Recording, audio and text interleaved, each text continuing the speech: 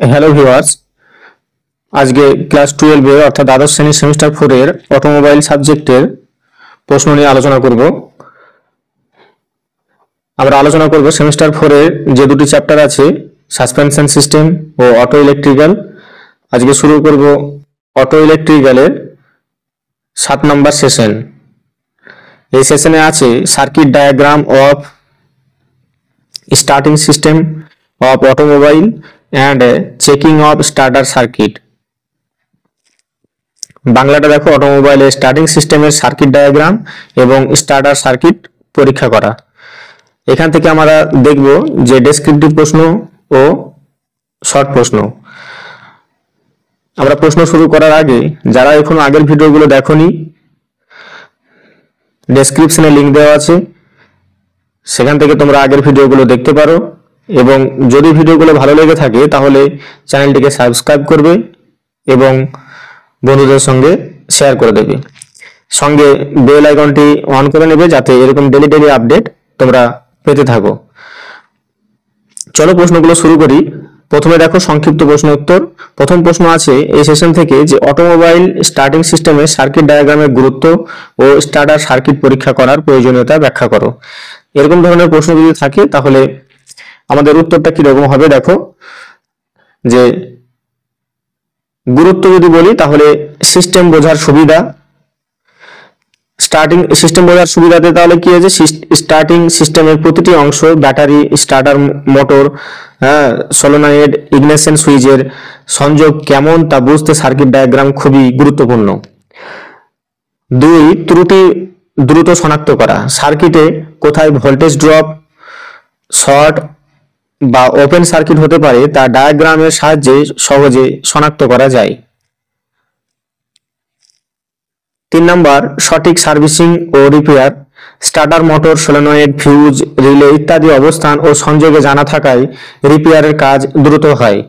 4, নিরাপত্তা নিশ্চিত করা। ভুল সংযোগ বা শর্ট সার্কিট এড়াতে টেকনিশিয়ান সার্কিট ডায়াগ্রাম অনুসরণ করে।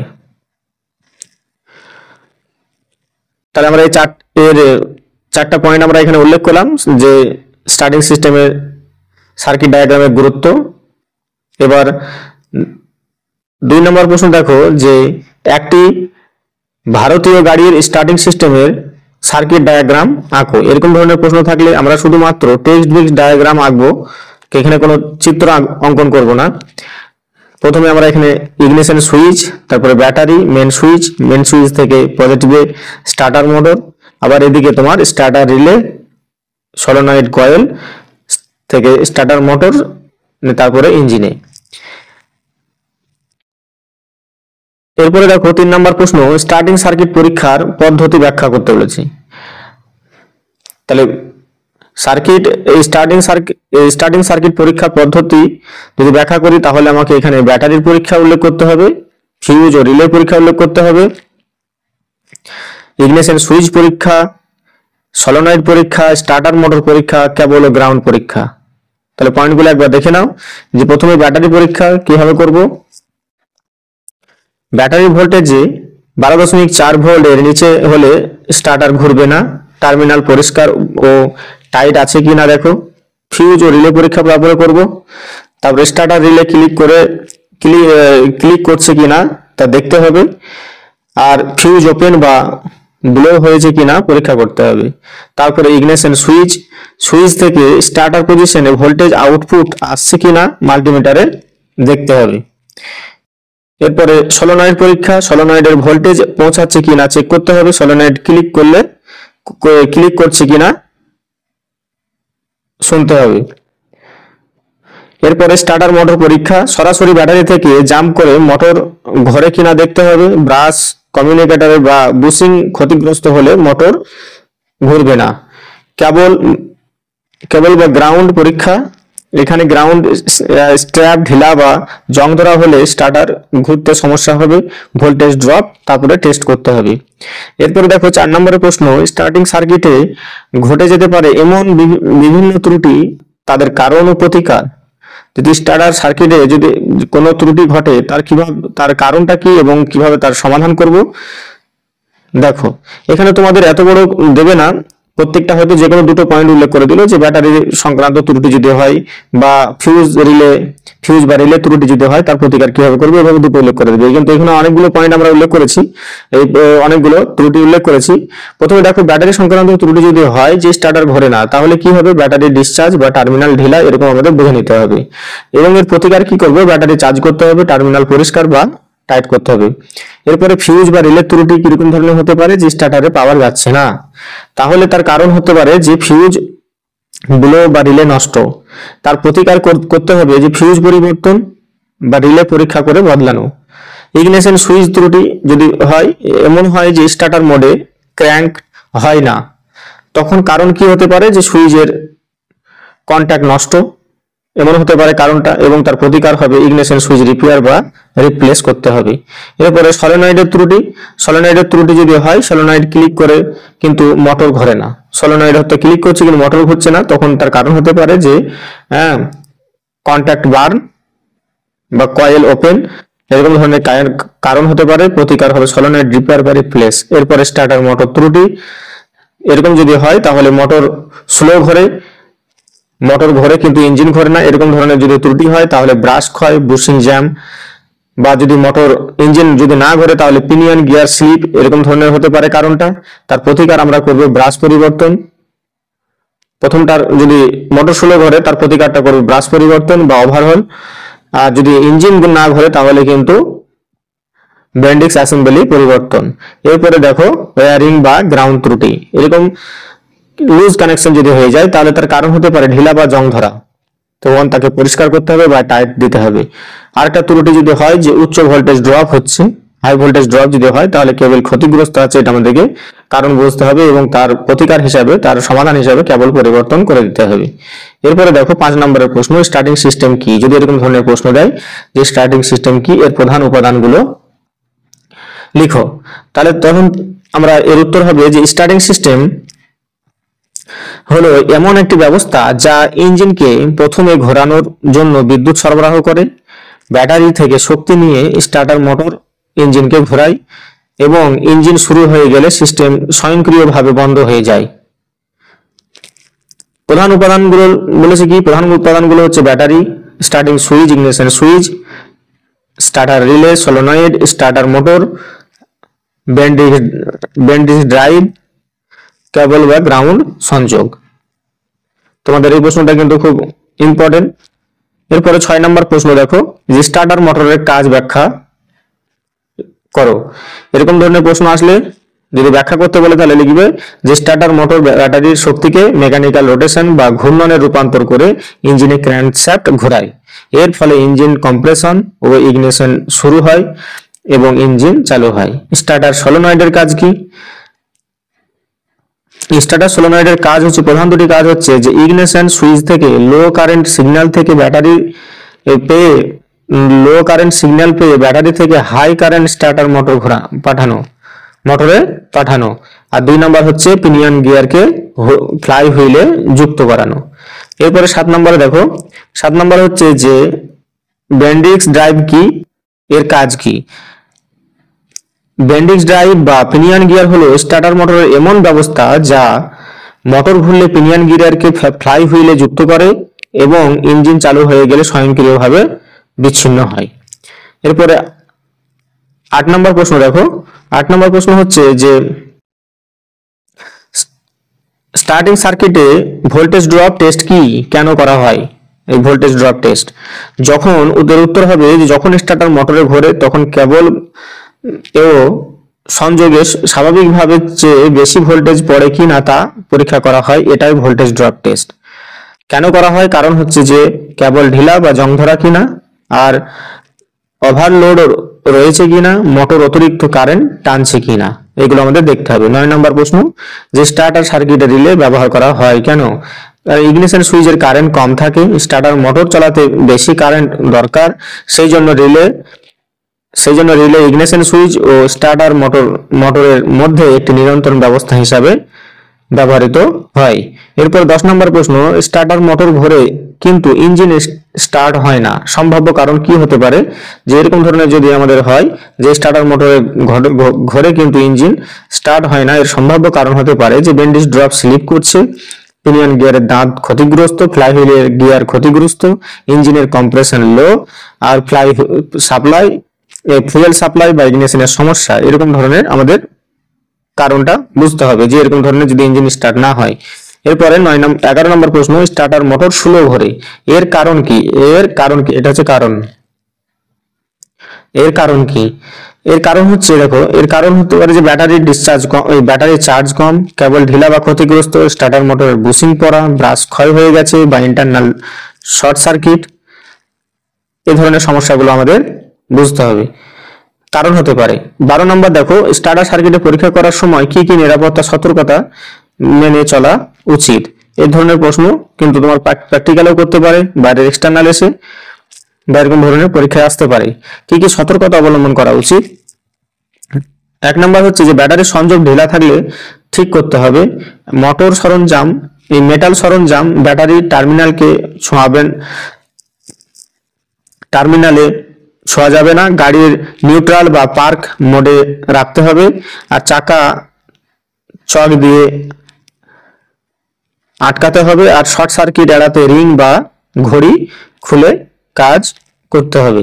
13 নম্বরের প্রশ্ন হচ্ছে যে স্টার্টিং সার্কিটে কোন কোন প্রকার তার ব্যবহার করা হয়? স্টার্টিং সার্কিটে কোন কোন তার ব্যবহার করা হয়? ব্যাটারির কেবল মোটা তার, ব্যাটারিতে যে সমস্ত ব্যাটারির কেবলটা হবে মোটা তার, কন্ট্রোল ওয়্যার থাকে পাতলা তার, গ্রাউন্ড স্ল্যাব, আর সলোনয়েড সিগন্যাল ওয়্যার। 14 নম্বরের প্রশ্ন দেখো, স্টার্টিং সার্কিটে গ্রাউন্ড সংযোগে ভূমিকা কি? গ্রাউন্ড সংযোগের ভূমিকা হচ্ছে স্টার্টার মোটরে হাই কারেন্টের প্রয়োজন হয়, তাই সঠিক ও শক্তিশালী গ্রাউন্ড সংযোগ না থাকলে মোটর স্লো ঘুরে বা একেবারেই ঘুরবে না। 15 নম্বর প্রশ্ন যে স্টার্টার মোটর টেস্ট বেঞ্চে কিভাবে পরীক্ষা করা হয়? স্টার্টার মোটর টেস্ট বেঞ্চে কিভাবে পরীক্ষা করা হয়? দেখো, মোটর জি কে ফিট করা হয়, তারপরে ব্যাটারি সংযোগ দেওয়া হয়, তারপরে নো লোড স্পিড পরীক্ষা, তারপরে লোড টেস্ট, কারেন্ট ড্র পরীক্ষা, তারপরে সলোনয়েড অপারেশন পরীক্ষা। 16 নম্বর হচ্ছে স্টার্টিং সার্কিটে শর্ট সার্কিট হলে কি লক্ষণ দেখা দেয়? তখন ফিউজ ব্লো, তার গরম হওয়া, ব্যাটারি দ্রুত ডিসচার্জ, স্টার্টিং মোটর নিজে নিজে ঘুরে যেতে পারে, ধোঁয়া বা গন্ধ, এ ধরনের লক্ষণ দেখা দেয়। 17 নম্বর প্রশ্ন, ইগনিশন সুইচ স্টার্ট পজিশনে কাজ না করলে কিভাবে পরীক্ষা করবে? সেটা হচ্ছে ফিউজ পরীক্ষা, রিলে পরীক্ষা করতে হবে। আর মাল্টিমিটার দিয়ে সুইচ ভোল্টেজ চেক, আউটপুট টার্মিনালে ভোল্টেজ আসছে কিনা দেখতে হবে, ওয়ারিং কন্টিনিউটি চেক করতে হবে। 18 নম্বর প্রশ্ন হচ্ছে যে স্টার্টার প্রত্যাহার বা ডিসএনগেজমেন্ট কি? ইঞ্জিন স্টার্ট হওয়ার পর স্টার্টার পিনিয়ন গিয়ারের ফ্লাইহুইল থেকে বিচ্ছিন্ন হওয়াকে স্টার্টার প্রত্যাহার বলা হয় বা স্টার্টার ডিসএনগেজমেন্ট। এটা না হলে গিয়ার ক্ষতিগ্রস্ত হবে। এরপরে দেখো আমরা এমসিকিউ প্রশ্নতে চলে যাব। এমসিকিউ প্রশ্ন, প্রথম প্রশ্ন কি আছে দেখো, যে স্টার্টার মোটর চালানোর জন্য প্রধান শক্তি কোথা থেকে আসে? এবার এই এমসিকিউ গুলো তোমরা নিজেরাই অ্যান্সার করতে পারবে। দেখো, প্রথম প্রশ্নের উত্তর কি হবে? আমরা যে অপশনগুলো আছে সেগুলো হচ্ছে দেখো, alternator, battery, ignition coil, fuel pump. তাহলে সঠিক উত্তর হবে যে ব্যাটারি। এরপরে স্টার্টার সলোনয়েডের প্রধান কাজ কোনটি? এই দেখো অপশনগুলোর মধ্যে কোনটা হতে পারে যে স্টার্টার সলোনয়েডের প্রধান কাজ? যে ব্যাটারি চার্জ করা, না হাই কারেন্ট স্টার্টারে পাঠানো, না ইঞ্জিনে জ্বালানি পাঠানো, না ইঞ্জিন ঠান্ডা করা, কোনটা? তাহলে হবে হাই কারেন্ট স্টার্টারে পাঠানো হচ্ছে সলোনয়েডের প্রধান কাজ। বি হচ্ছে সঠিক উত্তর। এরপরে দেখো 3 নম্বর প্রশ্ন, কোন উপাদানটি পিনিয়ন গিয়ারকে ফ্লাইহুইলের সাথে যুক্ত করে? তাহলে সঠিক উত্তর হবে কি? আগে বললাম আমরা, 3 সঠিক উত্তর হবে যে বেন্ডিক্স ড্রাইভ। বেন্ডিক্স ড্রাইভ উপাদানটি কি করে? পিনিয়ন গিয়ারকে ফ্লাইহুইলের সাথে যুক্ত করে। এরপরে স্টার্টার মোটর বা স্লো ঘুরলে সাধারণত কোনটি কারণ হতে পারে যে স্টার্টার মোটর স্লো ঘুরছে? তাহলে সঠিক উত্তর হবে যে ব্যাটারি ডিসচার্জ আছে, অপশন বি হবে সঠিক উত্তর। এরপরে 5 নম্বরের প্রশ্ন, স্টার্টিং সার্কিটে কোন তার মোটা হয়? আমরা একটু আগে দেখলাম কোনটাতে পাতলা কোনটা মোটা, তাহলে কি হবে, ব্যাটারির কেবল সব থেকে মোটা, অপশন সি হচ্ছে সঠিক উত্তর। এরপরে 6 নম্বর, ইগনিশন সুইচ বা স্টার্ট অবস্থান কোন সার্কিটে সক্রিয় হয়। এরপর 6 নম্বরের অপশনগুলো দেখো, যে charging circuit, lighting circuit, starting circuit আর ইগনিশন টাইমিং। তাহলে 6 এর সঠিক উত্তর হবে যে স্টার্টিং সার্কিট, অপশন সি হচ্ছে সঠিক উত্তর। এরপরে 7 নম্বরের প্রশ্ন হচ্ছে যে স্টার্টিং সার্কিট পরীক্ষা করার সময় প্রথমে কোন পরীক্ষা করা উচিত। স্টার্টিং সার্কিট পরীক্ষা করতে গেলে প্রথমেই আমাদেরকে যেটা পরীক্ষা করতে হবে সেটা হচ্ছে যে ব্যাটারির ভোল্টেজ, অর্থাৎ অপশন সি হচ্ছে সঠিক উত্তর। এরপরে দেখো, যে স্টার্টার মোটর ঘোরে কিন্তু ইঞ্জিন স্টার্ট না হলে সম্ভাব্য কারণ কোনটি হতে পারে। তাহলে সঠিক উত্তর হবে 8 এর সঠিক উত্তর হবে এ, অর্থাৎ বেন্ডিক্স ড্রাইভ স্লিপ হচ্ছে, এটা বুঝতে হবে। স্টার্টার রিলে কি জন্য ব্যবহৃত হয়। 9 নম্বরের সঠিক উত্তর হবে স্টার্টার রিলে যে জন্য ব্যবহৃত হয় সেটা হচ্ছে যে লো কারেন্টকে হাই কারেন্ট সার্কিটে নিয়ন্ত্রণ করতে, অর্থাৎ অপশন বি হচ্ছে সঠিক উত্তর। এরপরে 10 নম্বরের স্টার্টিং সার্কিটে শর্ট সার্কিট হলে প্রথমে কোনটি সুরক্ষায় কাজ করে। অপশনগুলো দেখো, রিলে, ফিউজ, মোটর আর হর্ন। তাহলে কোনটা হবে, 10 এর সঠিক উত্তর হবে ফিউজ, বি হচ্ছে সঠিক উত্তর। এরপরে 11 নম্বরের প্রশ্ন, যে স্টার্টার সলোনয়েডের ক্লিক শব্দ শোনা গেলে এর অর্থ কি। যদি ক্লিক শব্দ শোনা যায় তাহলে এর অর্থ হবে যে সলোনয়েড কাজ করছে। এরপরে দেখো 12 নম্বরের প্রশ্ন, স্টার্টিং সার্কিটে ভোল্টেজ ড্রপ টেস্ট করার উদ্দেশ্য কি। ভোল্টেজ ড্রপ আমরা টেস্ট করি কেন। দেখো অপশনগুলো আছে, ব্যাটারি চার্জ করা, ওভারলোড বা ঢিলা সংযোগ পরীক্ষা, হেলমেট পরীক্ষা, ইঞ্জিন তাপ পরীক্ষা। তাহলে সঠিক উত্তর হবে কোনটা, 12 সঠিক উত্তর হবে বি, অর্থাৎ ওভারলোড বা ঢিলা সংযোগ পরীক্ষা। 13 নম্বরের প্রশ্ন হচ্ছে যে স্টার্টার মোটরের কোন অংশ ব্রাশের সাথে ঘর্ষণে ঘোরে। তাহলে কোন অংশটা ঘুরবে, অপশনগুলো কি আছে, ফ্লাইহুইল, রোটার, কমিউটেটর, রিলে। তাহলে অপশন হবে 13 নম্বরের সঠিক উত্তর হবে সি, কমিউটেটর। যে স্টার্টার মোটরের কোন অংশ ব্রাশের সাথে ঘর্ষণে ঘোরে সেটা হচ্ছে কমিউটেটর। এরপরে 14 নম্বরের প্রশ্ন দেখো, যে স্টার্টার মোটর অতিরিক্ত গরম হলে কারণ কি হতে পারে। যে স্টার্টার মোটর যদি অতিরিক্ত গরম হচ্ছে তাহলে আমাদের যেটা বুঝতে হবে সেটা হচ্ছে যে কি কি অপশন আছে, ব্রাশ আটকে গেছে, কুল্যান্ট লিক, টায়ার প্রেস কম, ওভার ফুয়েল। তাহলে হবে সঠিক উত্তর হবে ব্রাশ আটকে গেছে, বুঝতে হবে। ব্রাশ আটকে গেলে স্টার্টার মোটর অতিরিক্ত গরম হয়। এরপরে 15 নম্বরের প্রশ্ন, যে কোন অবস্থানে গাড়ি স্টার্টার করার অনুমতি দেয়।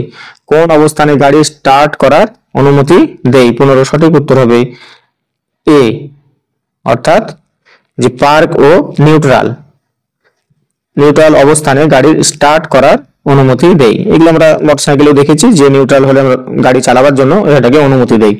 16 নম্বরের প্রশ্ন, যে একটি গাড়ির বৈদ্যুতিক স্টার্টার সিস্টেমে নিম্নলিখিত উপাদানগুলোর মধ্যে কোনটি থাকে। অপশনগুলোর মধ্যে সঠিক উত্তর হবে দেখো খ, যেটা দেওয়া আছে, ব্যাটারি, ইগনিশন লক আর স্টার্টার মোটর। এর ব্যাখ্যা কি, কারণ স্টার্টার সিস্টেমে ব্যাটারি, ইগনিশন সুইচ, লক এবং স্টার্টার মোটর থাকে। এটা হচ্ছে ব্যাখ্যা, যেটা হচ্ছে উত্তর, অপশন খ হচ্ছে সঠিক উত্তর, আর এটা হচ্ছে এর জন্য এটা ব্যাখ্যা। এরপরে দেখো 17 নম্বরের প্রশ্ন, যে স্টার্টার সিস্টেমে বেন্ডিক্স পিনিয়নের উদ্দেশ্য কি। বেন্ডিক্স পিনিয়নের উদ্দেশ্য হচ্ছে যে সঠিক উত্তর হবে যে স্টার্টার মোটরকে ইঞ্জিনের ফ্লাইহুইলের সাথে লাগানো। ব্যাখ্যা কি, Bendix pinion gear starter motor থেকে ফ্লাইহুইলের শক্তি স্থানান্তর করে। এরপরে 18 নম্বর প্রশ্ন, যে স্টার্টার মোটরের আর্মেচার মূলত দায়ী কিসের জন্য দায়ী। দেখো 18 নম্বরের অপশনগুলোর মধ্যে সঠিক উত্তর হবে গ, বৈদ্যুতিক শক্তিকে যান্ত্রিক শক্তিতে রূপান্তর করে। আর ব্যাখ্যা যদি বলা হয়, এটা ব্যাখ্যা যে আর্মেচারই মোটরের ঘূর্ণন তৈরি করে। 19 নম্বরের প্রশ্ন, যে ক্র্যাঙ্কিং মোটর সার্কিটে অতিরিক্ত প্রতিরোধের ফলে কি ঘটতে পারে। যে ধীর ইঞ্জিন ক্র্যাকিং হতে পারে। এরপরে দেখো ব্যাখ্যাটা দেখো, অতিরিক্ত রেজিস্ট্যান্সের কারণে ভোল্টেজ ড্রপ হয় আর মোটর স্লো করে। 20 নম্বরের প্রশ্ন দেখো, 20 নম্বরের প্রশ্ন হচ্ছে স্টার্টার সিস্টেমে সলিনয়েড প্লাঞ্জারের শব্দ প্রায়শই ঘটে। তাহলে কিসের জন্য ঘটে? যে কম ব্যাটারি ভোল্টেজ। ক হচ্ছে সঠিক উত্তর। কম ব্যাটারি ভোল্টেজ আছে, সেজন্য আমাদের বুঝতে হবে সলিনয়েড শব্দের এই প্লাঞ্জারে প্রায় শব্দ হয়। এর ব্যাখ্যা হচ্ছে যে লো ভোল্টেজ হলে সলিনয়েড বারবার ক্লিক করছে মানে কি? শব্দ করছে। শব্দ হলে হচ্ছে মানে বোঝা যাবে যে কম ব্যাটারি ভোল্টেজ। এরপরে 21 নম্বরের প্রশ্ন হচ্ছে যে স্টার্টার সিস্টেমে অতিরিক্ত চলমান ক্লাচ বা ওভাররানিং ক্লাচের উদ্দেশ্য কি? অপশনগুলো দেখো, যে ব্রেন্ড এক্সপিরিয়েন্স সংযুক্ত করা, ইঞ্জিনে জ্বালানি প্রবাহ সরবরাহ করা, স্টার্টার মোটরকে অতিরিক্ত গরম হওয়া থেকে সুরক্ষা করা। আর অপশন ঘ আছে, দেখো স্টার্টার মোটরটি বিচ্ছিন্ন হওয়ার পরেও ইঞ্জিন চালু করার অনুমতি দেয়। তাহলে সঠিক উত্তর হবে ঘ, স্টার্টার মোটরটি বিচ্ছিন্ন হওয়ার পরেও ইঞ্জিনটি চালু করার অনুমতি দেয়। এর ব্যাখ্যা হচ্ছে যে এটা হচ্ছে ব্যাখ্যা হচ্ছে যে ওভাররানিং ক্লাচ ইঞ্জিন স্টার্ট হওয়ার পর ফ্লাইহুইলের উচ্চ গতি স্টার্টার মোটরে যেন না লাগে তা নিশ্চিত করে। তাহলে এখানে আমরা দেখো যে আমরা সেশন সাথে আমরা 21টা এমসিকিউ প্রশ্ন সমাধান করলাম। আশা করি তোমাদের এই প্রশ্নগুলো বুঝতে সুবিধা হবে। যদি ভালো লেগে থাকে তাহলে আবার বলছি, যদি চ্যানেলটিকে সাবস্ক্রাইব করবে এবং বন্ধুদের সঙ্গে শেয়ার করবে। আর আগের ভিডিওগুলো দেখতে গেলে ডেসক্রিপশনে লিংক দেওয়া আছে, তোমরা ডেসক্রিপশনের লিংক থেকে কিন্তু দেখতে পারো, বা গিয়ে চ্যানেলে গিয়ে তোমরা এই ভিডিওগুলো দেখতে পারো। সেমিস্টারে তোমাদের 4th সেমিস্টারে আসার মতো প্রশ্ন এখানে আলোচনা করা হচ্ছে। 3rd সেমিস্টারে যে সমস্ত প্রশ্ন আলোচনা করেছিলাম তার মধ্যে কিন্তু 75% প্রশ্ন এসেছে। তোমরা এগুলো ভালোভাবে নোট করে নেবে। আজকে এখানেই, দেখা হচ্ছে পরবর্তী সেশনে। ধন্যবাদ।